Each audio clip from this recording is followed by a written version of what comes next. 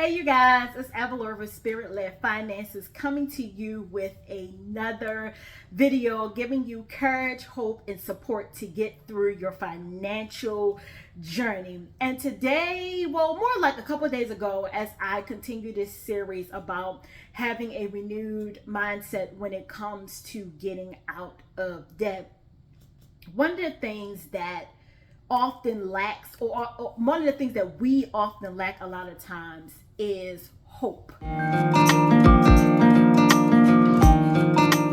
Hope that our situation will get better. Sometimes we lose sight of just our hopes, our dreams, and our wishes, especially in the midst of financial hardship. So today we are going to talk about some things as it relates to hope and financial hardships. And I want to start off just with a little personal story of my own. The last couple of weeks, I have been headfirst just throwing myself into work, just for the last, I would say, month and a half, almost month and a half. I have been solely focused on work and getting out of debt. And so much so that, I have worked myself into, exhaustion and tiredness. And I didn't realize that I was at that point. And so what happened was yesterday I was in the midst of doing my side hustle, going to see some clients, taking, their medications to them. And as I was coming out of my client's home and I was coming down the steps, it wasn't a lot of steps. It was like 3 steps. And then, you walk a little bit and then you go down a few more and then you're out onto the curb or the street. And so I actually slipped off of one of the steps. A, I wasn't paying attention.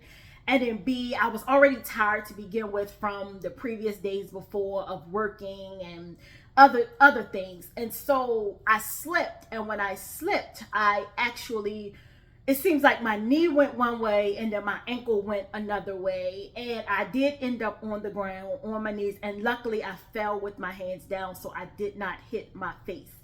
But at that moment, once I got up, gathered my composure, and got in the cars, I heard the Lord tell me, go home. In this, go home, start back over, go home, take a bath, get some rest, and just start the day over.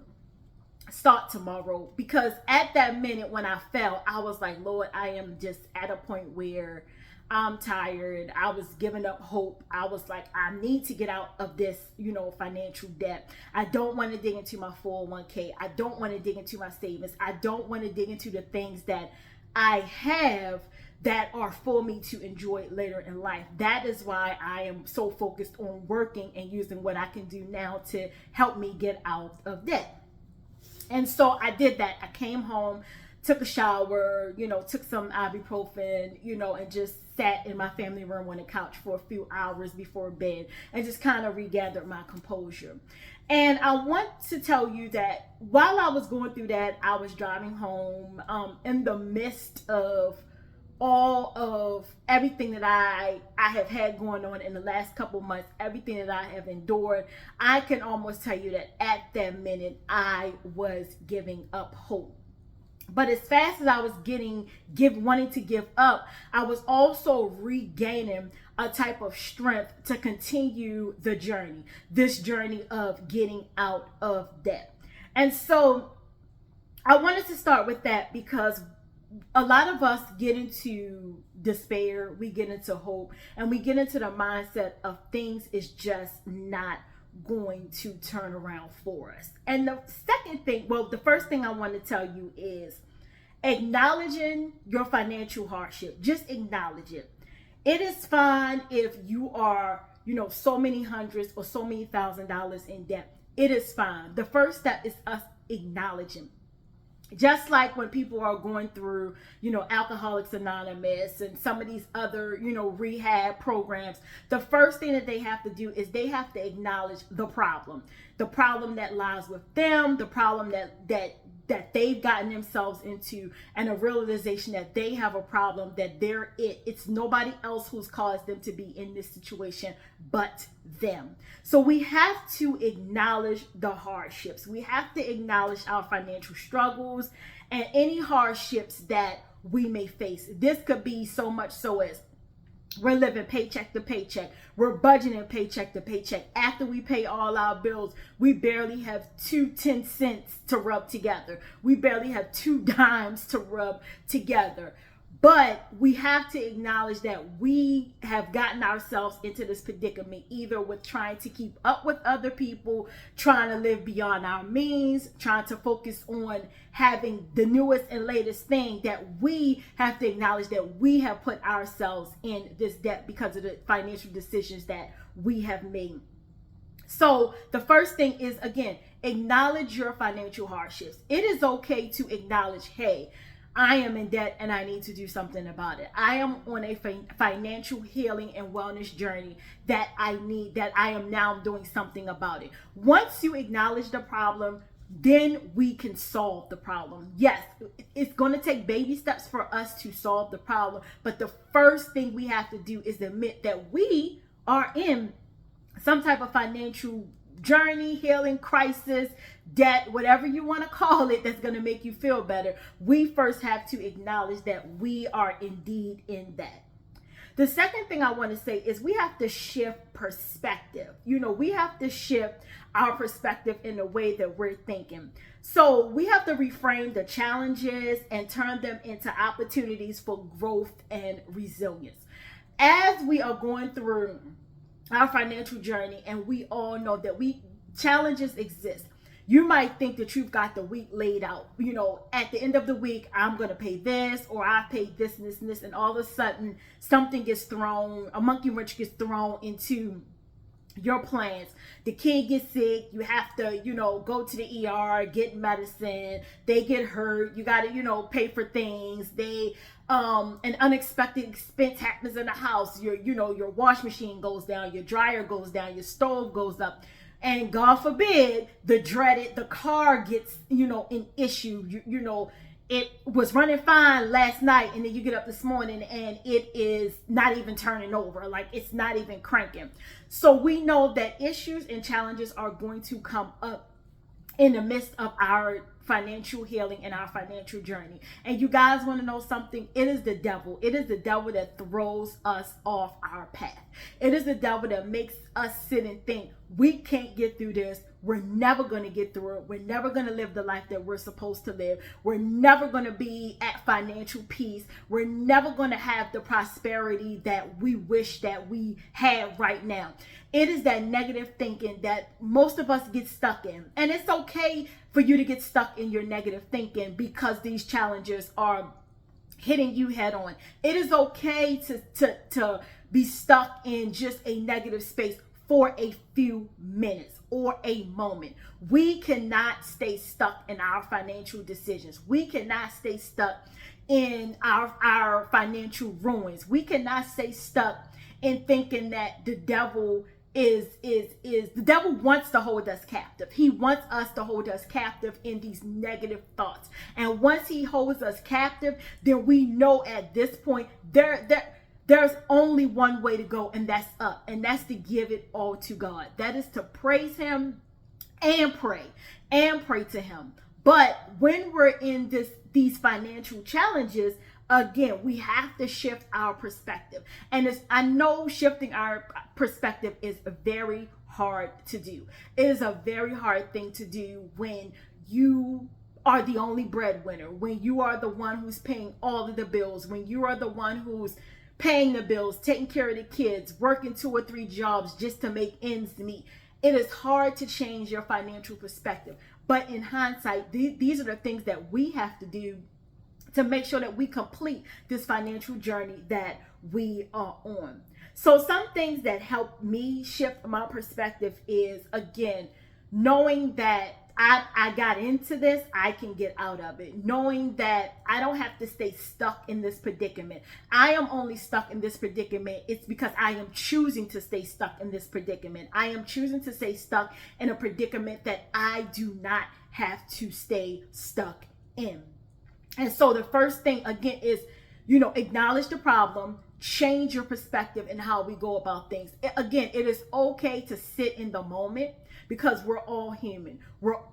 Every day is not going to be peaches and cream. Every day is not going to be roses and strawberries and just living on cloud nine. It's not reality, and it's not the reality that we live in. So it is okay to just be in the moment and acknowledge what's going on and shift your perspective and your thinking. The other thing that I want to say is finding strength in adversity. So yesterday, I was worn out. I was tired. I have been working for about probably 6 weeks straight, pretty much with a day off here or there in between. I work a few, PRN jobs as a nurse, and then I have my side hustles that I picked up on my own to just, help me to get out of debt. And in the moment of having my issue yesterday, when I slipped and fell, that adversity was hard. It was challenging. It was something that it might seem insignificant to a lot of people, but for me, it may seem like a small thing to people because it's like, oh, well, you fell, get back up, dust yourself off. But in that moment, it just felt like another ton of bricks was thrown on top of me. The last 7 months of my life, from August 1st to be exact, of 2023 till now, has been a rough journey for me. Not just financially, but losing my mom unexpectedly, and then just trying to, now raise a 12-year-old, younger brother who was left behind. But just in the midst of trying to get back to the normalcy of the life that I had previously before my mom passed away, or the life that I was living prior to passing away. And so adversity is going to come. We're going to have adversities. Again, we're going to have challenging times. We're going to sit and we're going to question God. Why is all this happening? Why is my finances in ruin? Why am I doing everything alone? Why, every time I turn around, I'm knocking down 2 bills. Here comes 5 more. Why is it that I can't never seem to get ahead? These adversities are going to come. But out of these adversities, you guys, it is giving us resilience and a perseverance to overcome our debt obstacles. A lot of us are the breadwinners. We are the ones that's holding it together. We are the ones that are maintaining the homes. We are the ones that are taking care of the kids and making sure that everybody has clothes on their back and food is on the table and a roof is over our heads. So when we go to sleep at night, we don't get wet from, the storm clouds that are rolling in. But to be honest with you, it is within the last 7 months of all of my adversities that I have built a certain type of resilience now that I can pretty much know I can overcome anything. And that includes being in, financial debt, so to speak. And in honesty, most of us, when we sit back and we look at it, our debts truly aren't that bad if we learn how to budget. Then we can come out of a lot of this debt that we have. Now, in terms of student loans and mortgages and things like that, we typically don't have an option when it comes to student loans. Yes, there's talk of the Biden forgiveness program and all these things, and I'm in the loan forgiveness program because I am, by life experienced as a registered nurse. But however, things like a mortgage, that we have to sit and we have to choose between, do we want to keep the home that we're in? Do we want to keep this mortgage? Do we want to sell, take what we can get and keep it moving, find someplace else cheaper to live to help us get out of debt? So some people may think that that's an adversity because they don't want to lose their home. They don't want to move out of their home. They don't want to uproot their kids. But because they're in financial constraints, it is certainly top priority.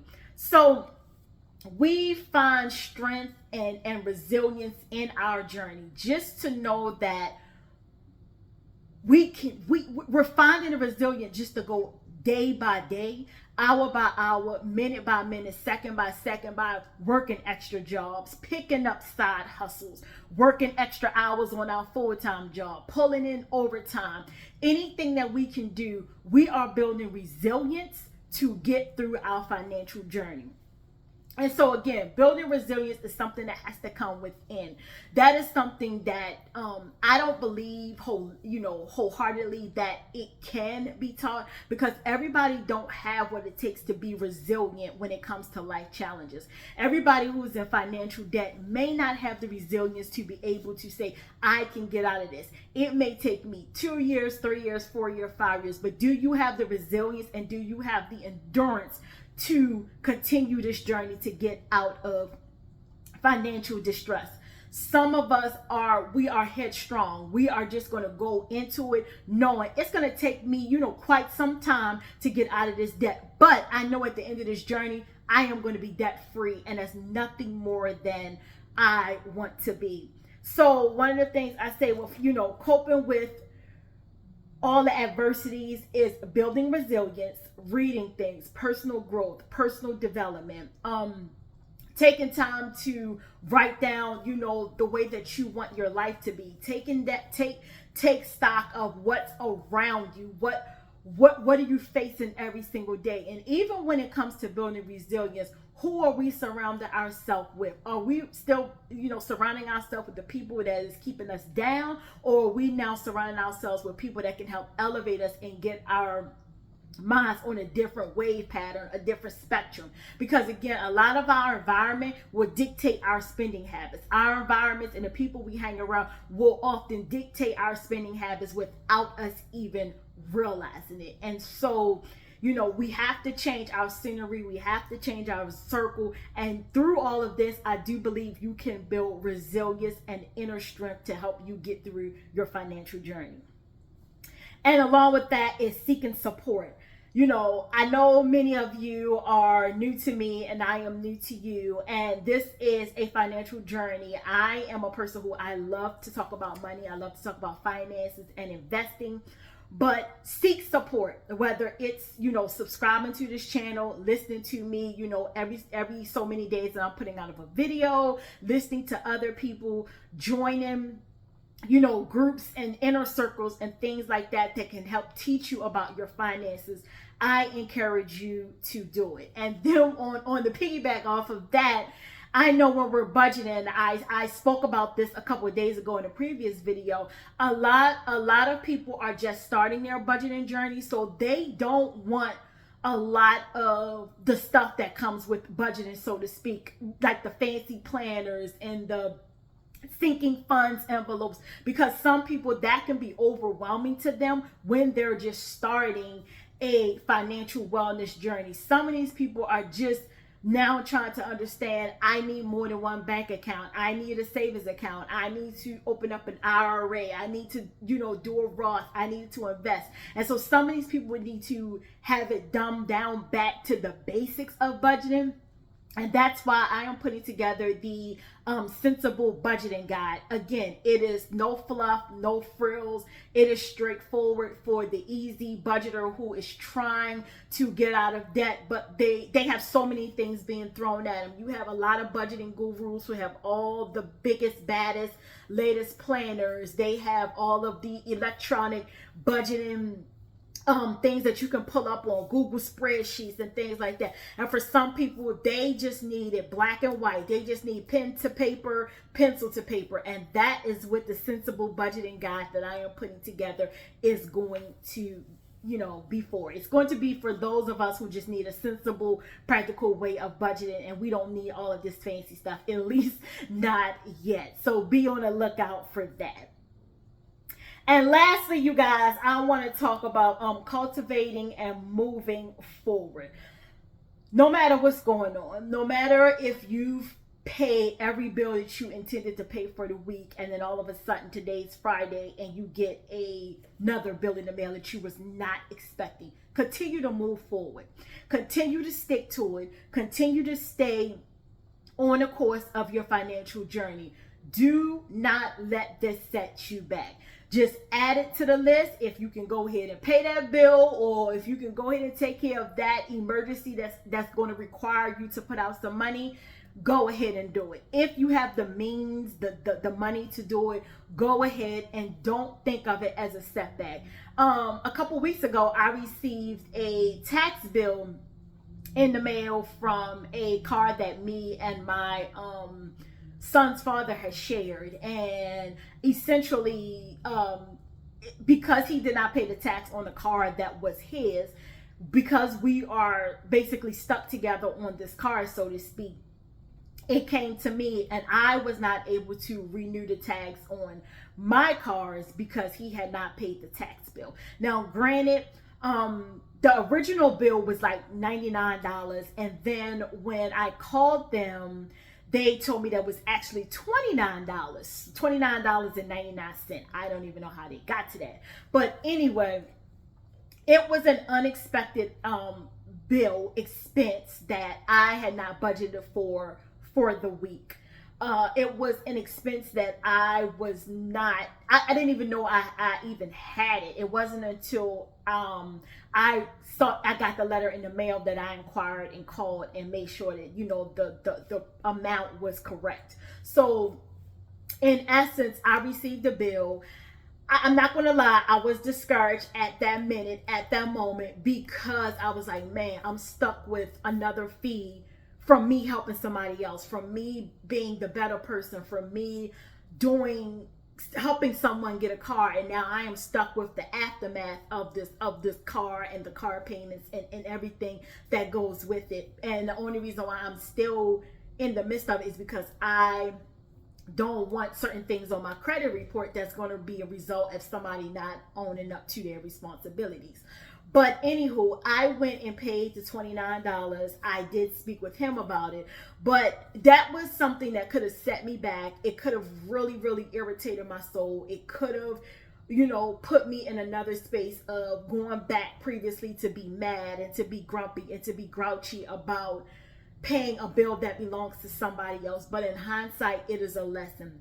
It is a lesson to guard your credit, guard your money, and even if you are in the best circumstances with the person that you're trying to help or you want to help, sometimes you just have to say no and let it be where it needs to be, because in hindsight, you're probably the person that's going to be eating the decisions that other people make for themselves, but you're caught in the middle. So I'm saying all that to say is that I could have stayed stuck, but I could have, you know, been evil about it. I could have been upset about it, but I continue to persevere.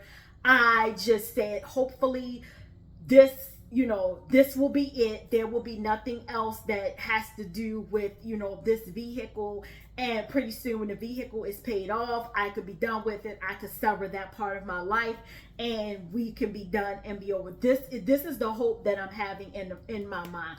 This is the hope and the perseverance to me saying, let me hurry up and work extra to pay off this car, because this is what I need to do for me so that it does not ruin me. It does not ruin my credit in the end. And so again, adversities and setbacks, I want to emphasize, and I want you to definitely cultivate hope and make sure that you lean on optimism for the future. You know, one of the things that helps me is having a visualization of my accomplishments for the week, making sure that my bills are paid, being able to check them off on my list, and at every Sunday when I go and compile my list of everything that has been paid, the grand total of what I put out, and just seeing the fruits of my labor is giving me more hope, and again, it's building more resilience for me to continue on with my financial freedom and journey. And so I want you to embrace your journey and stay resilient and believe in the possibility that you will have a brighter future when we get out of debt, you guys. When we come out of this debt, we are going to have the future that we aspire and dream to have. So we just got to hold on a little while longer. And before I leave you, let me leave you with this centering thought, because here at Spirit Led Finances, everything we do is Bible based, Bible driven, and I 100, 1000% believe that if it had not been for God, being in my life, getting recentered, refocusing on Him, I would not be where I am in my financial journey, even with the setbacks. But this I want to put out to you. It comes from Psalm 62, verses 5 through 6. And I'm reading the New International Version. Again, Psalm 62, verses 5 through 6. Yes, my soul, find rest in God. My hope comes from Him. Truly, He is my rock and my salvation. He is my fortress. I will not be shaken. And with that being said, do not be shaken on your financial journey, even in the face of difficulty and adversity. So as always, in the next time, I will see you. Have a blessed financial journey, and I look forward to seeing you in the next video with Spirit-Led Finances. Talk to you later.